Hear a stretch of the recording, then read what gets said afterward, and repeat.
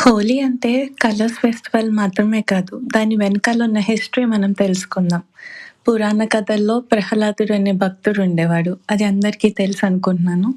వాళ్ళ ఫాదర్ ఏం చేశారు, హిరణ్యకశిపుడు తన ఈగో వల్ల ప్రహ్లాదుడిని పనిష్ చేయడానికి చూశాడు. ఎందుకంటే ఆయనకి విష్ణు అంటే ఇష్టం లేదు. సో, తన్ని ఏదో ఒక రకంగా పనిష్ చేస్తూ ఉండేవాడు. సో, అప్పుడు హోలికా దేవిని అడిగాడు ప్రహ్లాదుడిని బర్న్ చేయమని.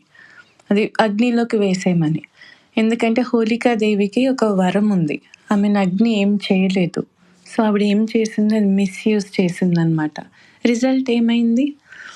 ప్రహ్లాదుడు సర్వైవ్ అయ్యాడు. ఆమె డిస్ట్రాయ్ అయింది. సింపుల్.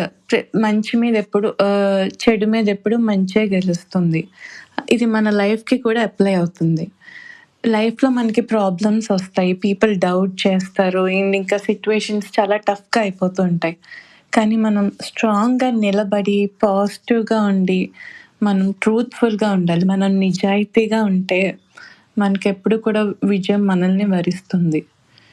ఈ హోలీ రోజు కలర్స్‌తో ప్లే చేయడం మాత్రమే కాదు, నెగటివిటీని తీసేయండి. హ్యాపీగా ఉండి మీరు కూడా హ్యాపీనెస్‌ని స్ప్రెడ్ చేయండి. ఈ వరల్డ్‌ని ఒక బెటర్ ప్లేస్ చేయండి.